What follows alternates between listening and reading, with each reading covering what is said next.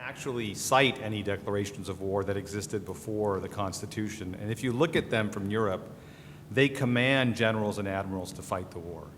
And so you have to then have a story for why it's different under the Constitution. Now, I think your answer is, well, it's the commander-in-chief, but other nations had commanders-in-chief, and they were commanded to wage war as well.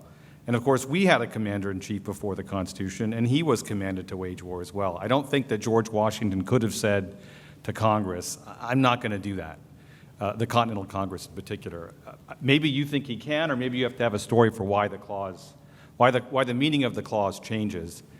And then with respect to the on-off switch versus the dimmer switch, which Michael didn't disagree, but I do, the insuperable problem, at least it's a problem, I'll put it that way, is the quasi-war that Michael discussed, right? Because there they are telling the president which ships to attack, where ships can patrol, which ships can't be attacked, and the Supreme Court is enforcing those rules, right, and calling captures outside those rules ultra-virus, illegal, right?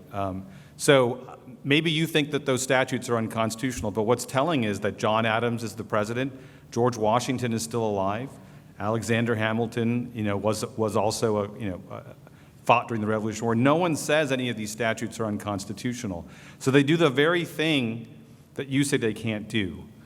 So while I agree with many of your conclusions, I have Michael's view that I think if the Congress wants the president to fight the war, he doesn't have a constitutional right from the get-go to say, I'm not going to do it. Very interesting and lovely paper, Michael.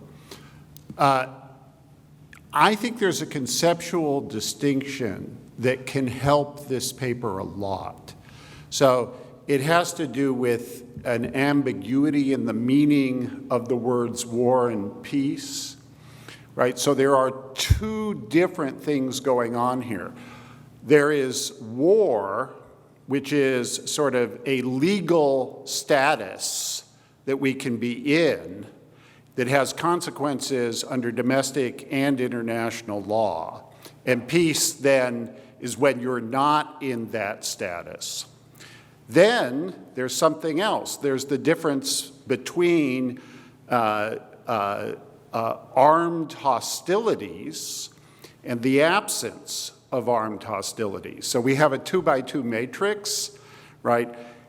It's not always the case that lawful armed hostilities take place under a declaration of war, and they're the obvious examples everyone concedes, which is military response to an attack on the United States, et cetera, right?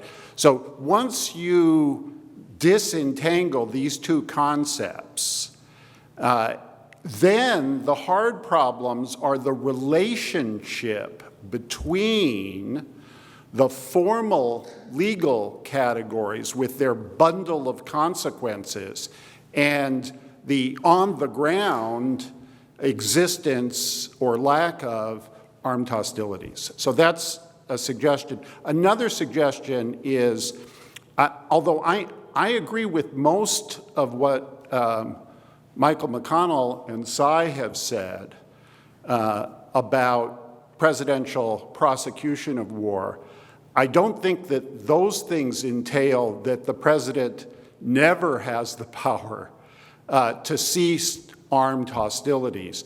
So, and to just simplify this, a declaration of war does not mean that the president has to move down into the bunker underneath the White House and keep on sending teenagers out to fight the invading Chinese forces or Soviet, or in another era, Soviet forces. The president may have an obligation to prosecute the war when prosecution of the war is feasible, but that does not entail the conclusion that there is an obligation to prosecute a war under all and any conceivable circumstances. I thought it might be interesting to talk about some of the issues during Reconstruction after the Civil War. In August 1866, President Johnson, issues this declaration, the war is over, but people in Congress quite vehemently disagree with it. Essentially, I think the Reconstruction Acts the next spring say, no, it is still a state of hostility between the Union and the South. The debate at that time is basically conducted in terms of international law categories. So the use post bellum, you got the use in bello about during the war, use ad bellum about going to war, and then the use post bellum. What do you do after the war? Who decides when it's over? What's the distribution of the use post bellum power? When I was digging into this, the only thing I could find was a ditty from William Rawle, his treatise from 1825, which is a little late, but he says the duration of a truce is indefinite. So hostilities may be terminated by a truce, which the president alone, it is conceived, may make. The duration of a truce is indefinite. It suspends all hostilities while it continues in force, but it does not revive treaties which were broken by the commencement of the war or restore rights of any sort which were suspended by it. Maybe general partial, and it kind of goes on. So I think that generally fits with your view that the president can kind of stop fighting, but that's different from actually creating a state of peace and ending these tacit wartime suspensions. Let me start with that last one. I think the Civil War is its own animal, right? It's not an authorized, declared war in the same sense. The legal theory under which Lincoln fights the Civil War is that he is executing the laws and putting down a domestic insurrection, and there is statutory authority for him to put down the domestic insurrection. And there are fascinating questions about Reconstruction, about who has the power to determine when the right relationship has been restored to the Union. But I think it's a little distinctive thing, but the Civil War is one area at least is worthy of an extended footnote. Working backwards, Larry, I'm not sure, I wish to explore this idea of the difference between legal war, legal peace, and armed hostilities, absence of armed hostilities. I'm not sure I'll put it in a 2x2 grid, but here's basically the way I think of it, is that the president has an essentially plenary power to make peace in fact, that he has the constitutional power to end conditions of armed hostilities. But there's a more limited and specialized power to make peace in law. Right? That when you make a treaty of peace, that does supersede and override the declaration of war. But when you just make an armistice or an executive agreement or just stop fighting, that does not end the legal state of war, but the president has power to do it in terms of effectuating a practical state of peace. Both Larry and Cy raise questions about the obligation to fight. And I think it is of limited usefulness what other non-England nations put in their pre-constitutional declarations of war. I think the model for the Constitution was the English king, who had the power to declare war and to make war. And that the scheme of the Constitutional Convention was to remove the power of the traditional executive power over war and vest it in a Congress, retaining in the president the power to manage and conduct the war. So I think what we're looking at is its own distinctive American animal of the scope of the commander-in-chief power to conduct war in a regime of declared wars. I think the natural intuition is that where Congress declares a war, the president is supposed to fight it. But I think that legally he has the power to decide what the cutoff point is, and I'm not sure that there is any non-arbitrary distinction between the decision to quit or to stop a declared war and the power not to fight altogether. The latter is unfamiliar in our experience, but in a sense, you could say that President Biden decided to stop waging the war on the Taliban. He quit. He refused to execute the war declaration. You could say that President Trump decided not to execute the war declaration. He quit. He stopped. He refused to execute the war authorization. He did not fight to the last man or bury himself in the White House basement. Well, he might have buried himself in the White House basement for other reasons, but Only if Fox News was on. And in another paradigm example, this is from my own experience at Department of Justice with John McGinnis and John Harrison, is that George H.W. Bush stopped, right? When he determined that the war aims of kicking Saddam Hussein out of Kuwait had been achieved, he did not proceed on to Baghdad. I think in some sense, you can see presidents deciding when to quit in all forms of authorized war and declared war. Sometimes there's been complete victory, but sometimes there's been incomplete victory or even a modified form of bugging out or surrender. So, but that's all I'll say about that for now. Just one sentence. I think every one of Michael's examples is an authorization of war, not a declaration. I want to latch on to your response to Cy. And so Blackstone defines or describes the foreign affairs prerogatives and includes the power to make war and peace. And then the commander-in-chief prerogative is in the domestic prerogatives. It's a different prerogative, actually. He says, then come the domestic prerogatives, one of which is generalissimo of the army, military command. Now, obviously, this is a bit weird, and maybe it's a little bit of both, but he disentangled war and peace from commander-in-chief. And I wonder if that makes your response to Cy problematic. I don't know if it dooms your argument if the residual vesting clause thesis is correct, because the power to declare peace is also distinct in Blackstone from the power over treaties generally. And so maybe it's residually vested in the peace power, or is residually vested in the executive power. But there is, the second thing that I'll say is there's a growing literature to which I've contributed, Julie Mortensen and others, and a growing number of people who think the executive power is only the power to execute law, and so it wouldn't be this residuum of prerogatives. And so if the commander-in-chief power, so I guess is there any evidence that the commander-in-chief power is more extensive than what Blackstone said, or should we interpret Blackstone a bit differently? And then if the executive power is only the power to execute law, is all that's left the last thing you said in response to Michael McConnell, which is the take care duty still allows the discretion not to go to a declared war or fight a declared war? Who has the capitulation and surrender powers? So that is, if Russia invades Alaska, who has the power to decide, let them have it?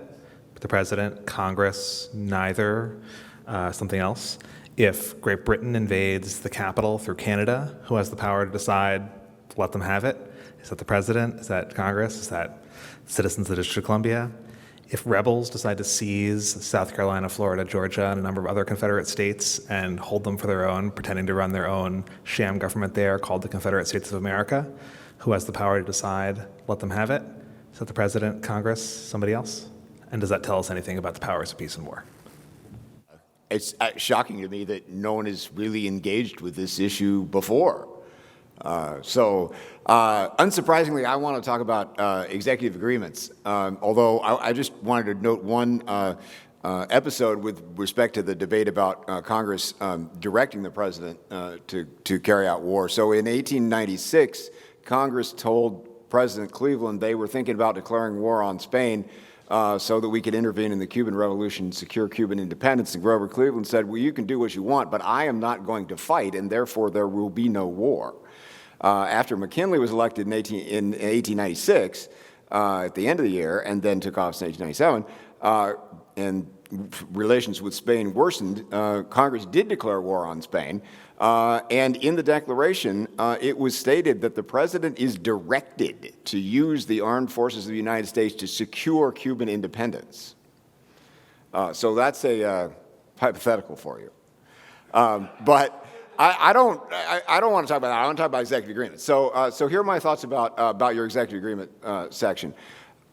So first of all, you say that the treaty power is the power to create domestic law through a treaty. I think that substantially understates what a treaty is. I think a treaty is the power to make a binding long-term commitment in international law. And that it was the central purpose of the treaty clause was to avoid the United States entering into long-term commitments under international law without a broad consensus throughout the country of the wisdom of those commitments. I think that then plays into your discussion of executive agreements, and I would encourage you in thinking about executive agreements to think actually of two kinds of executive agreements. One that is binding in international law, and one that is not. The one that's binding in international law, I think, must be closely scrutinized to make sure that it is not a treaty. Because if it is a treaty, it has to be done through the treaty clause. And the idea of a treaty is not a conception that was created by the Constitution. It is a concept in international law of what a treaty is. So a thing that is a treaty in international law cannot be done under the Constitution other than through the treaty clause, at least in my view of it. And therefore, you need to talk about why an executive agreement that ends a war isn't a treaty. Now, one reason it might not be a treaty, though, is because it might be a non-binding agreement. Because something that's non-binding isn't a treaty by definition under the 18th century understanding of a treaty. So it could be that one thing the president is using to end a war is just an informal agreement that's not actually binding, just saying, well, we're going to quit fighting. And then I think if that's what's happening, you're on very strong grounds in saying that the president has the power to do it, and also on very strong grounds in saying that that doesn't end the war, really, it just ends the fighting, and that a later president could take up the fighting.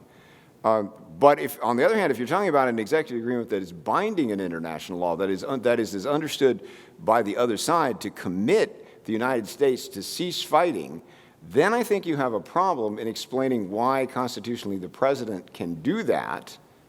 And you also have a problem in explaining why, if the president can do it constitutionally, why that doesn't end the war for the purposes of future presidents who then face a situation where under international law, the United States is committed to not fighting this war any further. How does the first president take on to that obligation? And if he can, how does that obligation not bind a future president? So I think there's a lot more to be said anyway about the different types of executive agreements and also the extent to which the treaty power is a limitation on the president acting here. These are great. Mike, we need to sit down and talk for a couple of hours about executive agreements and treaties. Let me give a couple of quick responses. The Trump-Taliban agreement purported to be a comprehensive peace agreement ending the conflict with the Taliban in Afghanistan. My understanding of international law, which is mostly borrowed from Michael Ramsey, is that an executive agreement could have the same force in international law as a treaty would. It is true that historically, treaties were regarded as more weighty agreements, and that there were other forms of compacts, agreements that did not necessarily take the form of treaties, but mostly that was an international law distinction. I think that the short answer is that the executive power over foreign affairs permits the president to make an executive agreement in any circumstance where he could make a treaty agreement, and it would have the same force as U.S. constitutional foreign policy and have the same international consequences. The sole distinction I see supported by the text of the Constitution is that a treaty can make U.S. domestic law and supersede prior U.S. domestic law and preempt state law. An executive agreement does not have that same punch. That seems to be the core distinction between the two concepts legally in terms of the American constitutional order. And I think that is significant, right? I am pushing back at the idea that an executive agreement could extinguish war authority. And I use this hypothetical: what if President Obama, on his last day in office, said the war on terror is over, the authorization to use military force of September 2001 has expired, it is over. My core principle is that the president cannot make or repeal or alter U.S. domestic law on his own, and I think that the core concern of the framers to limit the treaty power was to limit the traditional lawmaking power that flowed from treaties. I want to look up the Grover-Cleveland example, and I want to think about the McKinley hypothetical.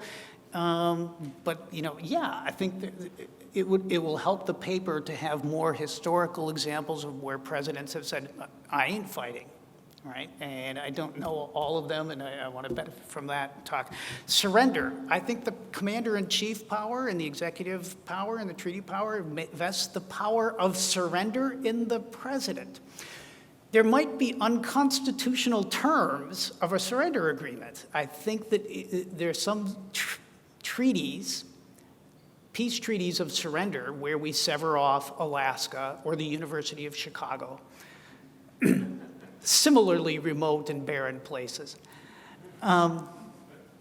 would require a constitutional amendment of Congress to achieve, right? There are some things you cannot do by treaty, and there are many things you cannot do by executive agreement. There might be unconstitutional surrenders, right? The man in the high castle, that sort of scenario. I want to think about Blackstone, and I want to read those sections. I am a subscriber of the theory that the executive power includes both the law execution power and the foreign affairs power. I'm a disciple of Prakash and Ramsey, and to a limited extent, Michael McConnell on those scores, but I'm always open to looking at more evidence. One kind of off comment, four of the leading, maybe the four leading authorities on executive power in the United States are in this room, and Cy, with respect, three of them are named Michael, which I find fascinating in some weird way. Michael, when you and I were at the Department of Justice, I was there with you, the Congress passed a law that said the executive branch shall close the PLO mission to the United Nations. And I believe you were at OLC with John at the time, and my memory, which is 35 years away from that or so, is that there were many memos written by OLC that said Congress cannot say the president shall do pretty much anything for reasons, for separation of powers reasons and prosecutorial enforcement reasons. But here's what I remember about that controversy, directly relevant to originalism and your paper. And I think I can say this. If I get arrested for this, I hope somebody will bail me out. There was a huge turf battle between people at the top as to whether to close the PLO mission to the United Nations. And they decided, OLC decided, that the word shall will be given a different meaning for this controversy than it's been given for the 10 previous OLC memos on that subject.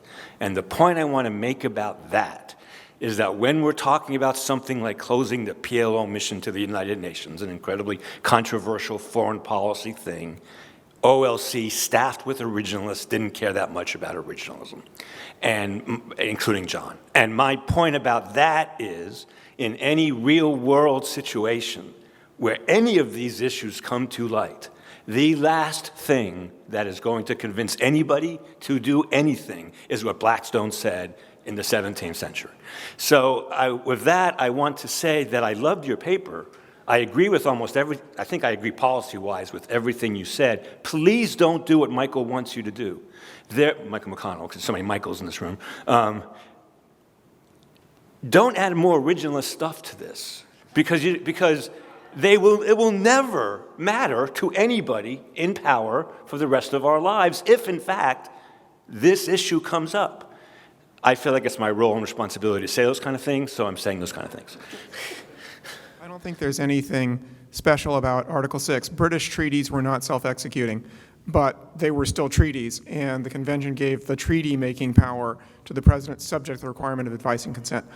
On the commander-in-chief, I think the argument is that there's some conduct power, tactical power, make low-level decisions power, and there's, like you said, there's no principled way to draw a line that would cabin that. I don't agree with the premise, but if you accept the premise, I think it's still possible to say, for example, Congress can set war aims, like they wanted to in 1896. Congress can say, this is what the war is for. And maybe nobody is in a position other than the Court of Impeachment to second-guess the president on how he implements that, but Congress can set war aims. That goes right into the power to declare war. Here's the point of the war. And even if there is some tactical power, I don't see how that reaches up to the level of war aims. Congress has exactly and precisely the power that you say it does not. And you can see that power in terms of naval warfare. You can see it in the Quasi-War in the 1790s. You can see it during the Revolutionary War. And there is a clear textual commitment for this power. Congress has the power to make rules concerning captures on land and water. The captures were naval warfare, and it was controlled entirely by Congress, even though we had a commander-in-chief of the Navy during the Revolutionary War. That's a distillation of many comments, and I don't want to repeat things that other people have said. But I also wanted to pick up on something Eric said. I read this too. I always want to call him Professor McConnell because he was my professor at Chicago, but Michael McConnell, said, I don't think this is really an originalist paper, and I think you need to figure out what it is exactly you want to do with it. So you said you're going to turn to Congress's power to not declare war.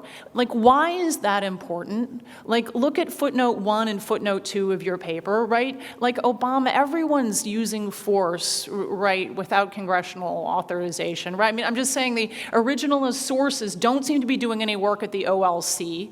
Like, I love them. I think they're fascinating, but so many of your examples are kind of from modern policy, and I just kept wondering who's the audience of the paper, and if it's really modern policy making, is it worth adding more originalist citations? So maybe I'm with Eric on that. I want to add more originalism points. The intended audience is to convince originalists that the original meaning of the Constitution vests vast peace powers in the President and Congress as a function of how their war powers intersect. So I actually do. As to whether or not originalism is useful and whether it constrains what the Department of Justice does, I cannot violate attorney-client confidentiality even from some 30 years ago. But I think it is safe to say, Michael, you'll stop me if I'm saying anything out of line, is that OLC does not consistently function as a paladin of originalist virtue and right principles, right? They often act as legal mouthpieces for the president, and I think it's true that when we get to the power of Congress to declare war, I think that the Congress has the power to declare war and the president doesn't. That power allocation is violated by presidents like crazy. The last 3 or 4 wars or warlike activities, the president's OLC in a Republican administration and a Democratic administration has said, the declare war clause does not limit the president's power to engage and initiate offensive, sustained military attacks on other nations because the president didn't mean it for it to be a war. Other presidents have done it. It's in the national interest, and who's going to stop us, right? And that is totally unprincipled legal analysis. That's the analysis of the Libya memo, the Kosovo memo from 1999, the Syria memo, and I think there's another one in there. It is my hope that the actual original public meaning of the Constitution's allocation of war powers matters. And maybe so this is just sort of a backdoor way of getting into a lot of those issues. Quasi-war, rules concerning captures.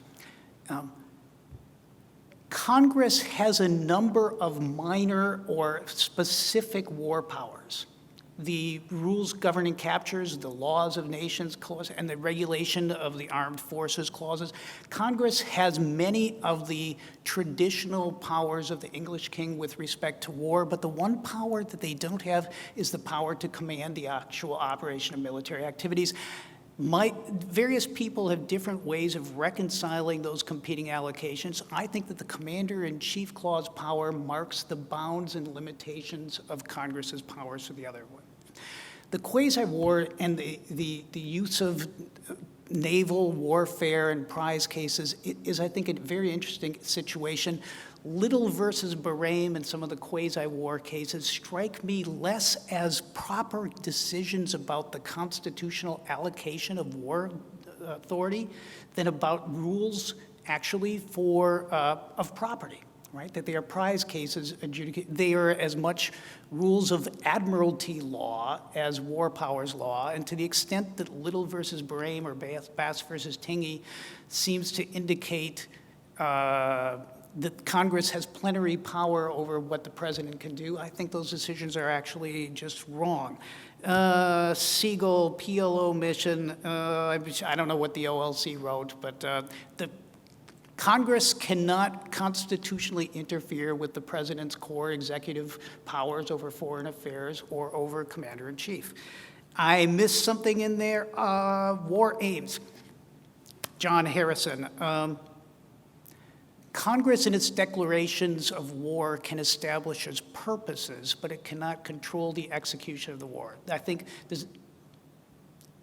am I not getting your question? We'll follow it up later. Okay. Yeah, Mike, you want to? Just very briefly, in order to confirm to Eric that I'm completely irrelevant, there's an answer to his question, which about the Palestinian mission in New York. The president has a prerogative power to receive ambassadors.